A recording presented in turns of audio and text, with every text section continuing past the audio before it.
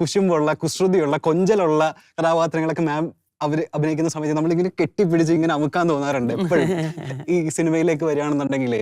അങ്ങനത്തെ ഒരു ഉർവശിനെ നമുക്ക് കാണാൻ പറ്റുമോ? എങ്ങനെയുള്ള ഒരു ഉർവശിയായിരിക്കും പിന്നെ ഈ സിനിമയിൽ നമുക്ക് കാണാൻ പറ്റുക? ഇത് ഉള്ളൊഴുക്കിന് ശേഷം നമ്മളടുത്ത് പലരും ഇപ്പം ഗദ്ദാഫി ചോദിച്ച പോലെ തന്നെ പലരും ചോദിക്കുന്നുണ്ട് ഇതുപോലത്തെ ഭയങ്കര സീരിയസ് ടൈപ്പ് റോൾസ് ഒക്കെ ചെയ്യത്തുള്ളൂ ഇനിയിപ്പം.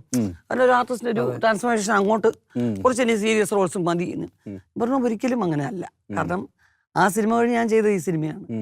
അതൊരിക്കലും നമുക്ക് അത്രയും എന്താ ഇപ്പൊ ഗദ്ദാഫിയുടെ നേരത്തെ ഉള്ള ചോദ്യത്തിലേക്ക് തന്നെ വരാം.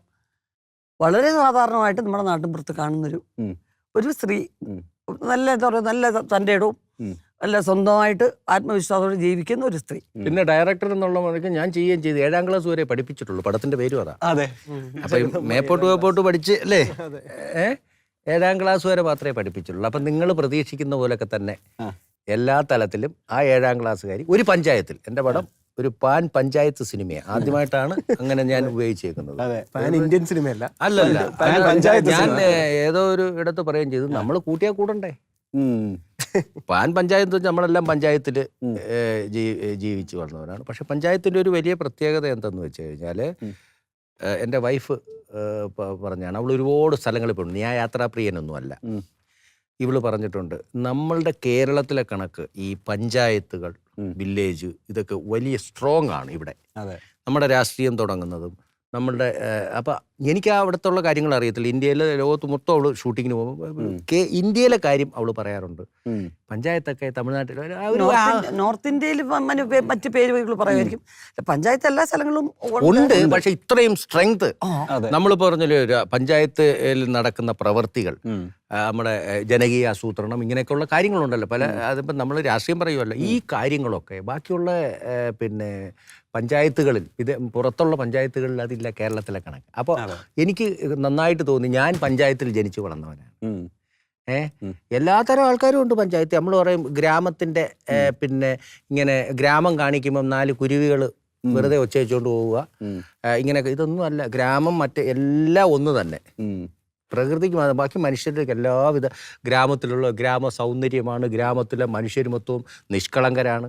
ഇത്രയും അതിരുമാന്തൽ ഗ്രാമത്തിലല്ലാതെ വേറെ നടക്കുന്നില്ല. ഇതെല്ലാം ഉണ്ട്. നമ്മുടെ ഗ്രാമമെല്ലാം അങ്ങനെയാണ്. അപ്പോൾ അവിടെ നിന്നാണ് ഞങ്ങൾ കഥ പറയുന്നത്. ജഗദമ്മ 7ാം ക്ലാസ് വരെ പഠിപ്പിച്ചിട്ട് നിങ്ങളൊക്കെ ഇഷ്ടപ്പെടുന്ന ജഗദമ്മ തന്നെ ആയിരിക്കും.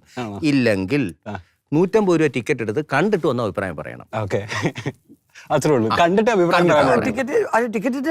പറഞ്ഞു തന്നു.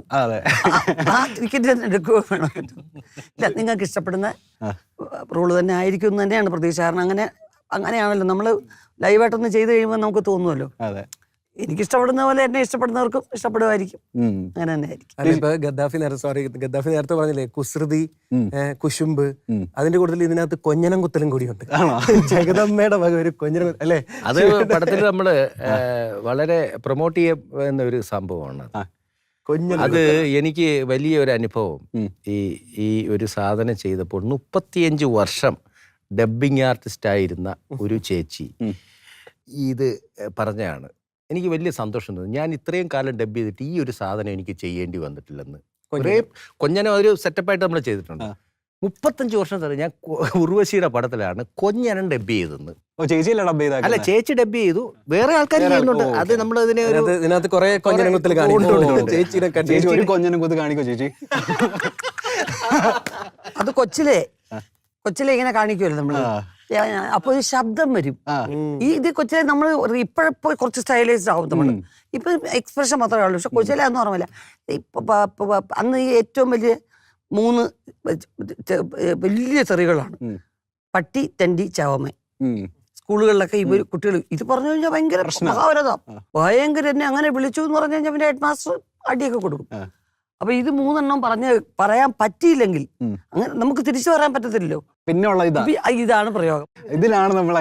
ഇതിനാ നമ്മൾ ആ പഴവടി പറഞ്ഞ ഉത്തരം വിട്ടുമ്പോ കൊഞ്ഞനം കുത്തി കാണിക്കാന്ന് പറഞ്ഞു. അത് ഡബ് ചെയ്യുമ്പോ നല്ല രസമാണ്. ഇതിനകത്ത് ആദ്യമായിട്ടുള്ള ഒരു അനുഭവം അല്ലേ നമ്മൾ അത് ഡബ് ചെയ്യുന്നത്. അങ്ങനെ അത് സസ്പെൻസ് ആട്ടോ. പാടം കാണുക, മനസ്സിലാവും.